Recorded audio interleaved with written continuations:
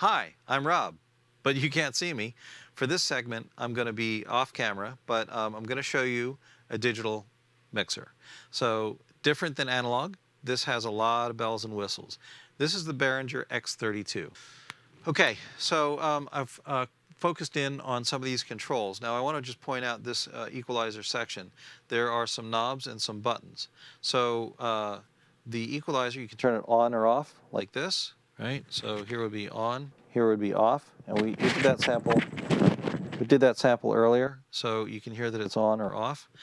There's a way to view it here. You hit this view button and it makes a display. You'll see that in a second.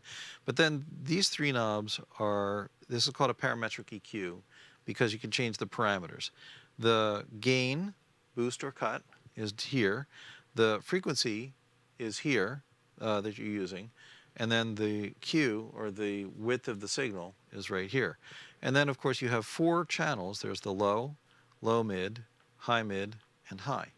So each of these buttons selects that band, if you will, or that particular filter, which these are. And then when you select low mid, then these controls are affecting the low mid. When you select the high mid, these controls are affecting the high mid. All right, let's go ahead and take a look at the display.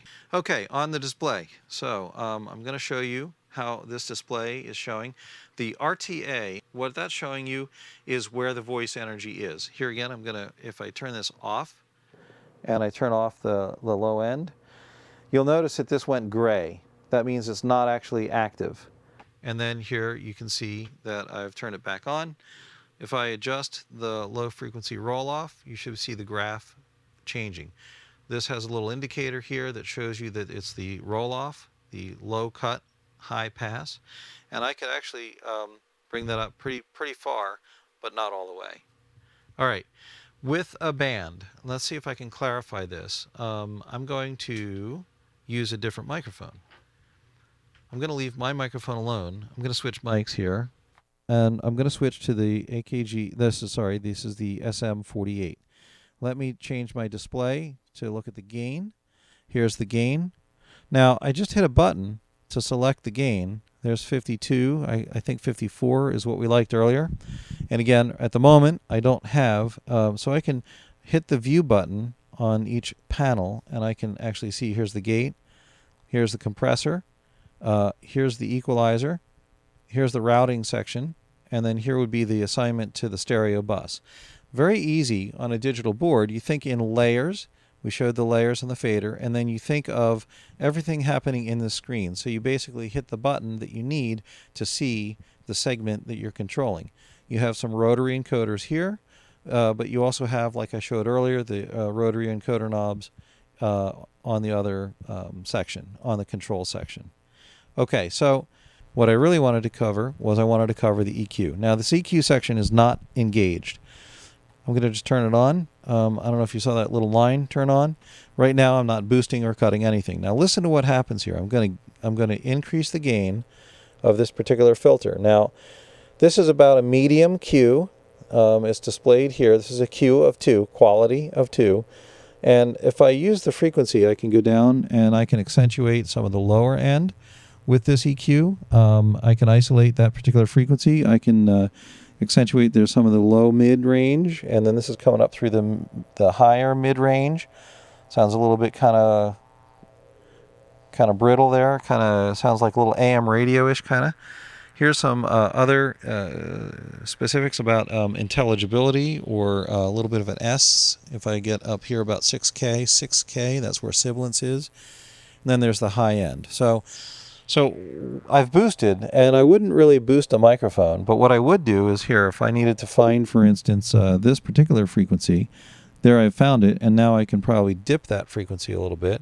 Maybe I can broaden my Q a little bit, and maybe I can bring in my low cut a little bit to help control the low end. So this would be without the low end control, and then this would be with low end control. Now, I'm not done yet.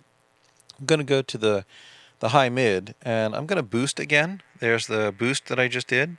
Wow, that sounds really nasty, but I'm going to actually use the frequency to sweep that, because what I want to find is I want to find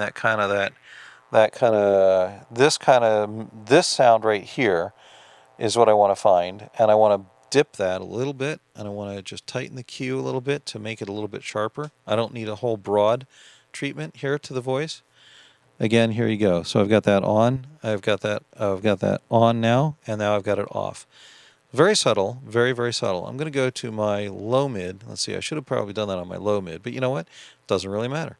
If you look at the frequency line, you see that yellow marker moving. I can move that all the way up, or I can move it all the way down.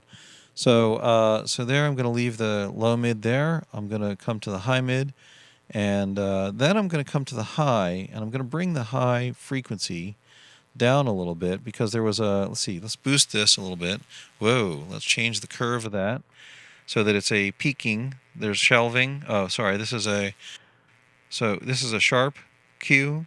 This is a broader Q. This is a shelving. So it brings up everything to the right of it. All right, so, and then this is a kind of a cut here. If I actually bring that, you can hear the total life is just totally brought out of it. By the way, this is what a microphone sounds like. That is a bad microphone. If you hear a microphone like this, don't even try and use it. Just throw it away. Okay. All right. So, but I'm going to use actually a broader EQ here, and I'm going to bring this in because the other frequency that I heard that I wanted to take care of was this kind of this sound right in here. If you can hear that, I'm going to change the Q a little bit. What I've got there is that's kind of like very difficult to listen to. That's about 2.5K. I found actually in many choirs that about 2K, 1.8, 2.5K, that's actually what makes it hard to listen to. So now I'm going to just sort of bring that down a little bit. Again, here's the unprocessed sound. Check, check, check, 1, 2. And then here's the processed sound. And what I've done is I've gone and taken care of some of that mid-range, and I've brought this microphone a little bit of life. Now, I've only got 4 channels here, 4 EQ channels here for this parametric EQ, right? But I've done a lot of creative control here, and I've brought the microphone into a listenable and a useful kind of a range, right? Here again, if we do it this way, heart of my heart, I love you. Life would be naught without you. Light of my life, my darling, I love you. I love you. The difference is a bit subtle. Spoken voice, it's a bit different, but singing voice, it's very subtle, very hard to hear the difference. But you can bring more life into it. If I needed to have the highs, and I'm using that channel, I'm selected on the high section here, I could boost the gain, I could change it to a high shelving, and you can hear that high end. I've brought it actually, and I've given it a little bit of air. They say air is what that kind of is. I can make it so it's not so brittle. You hear that buzz. I don't know where that buzz is. We've had that all day.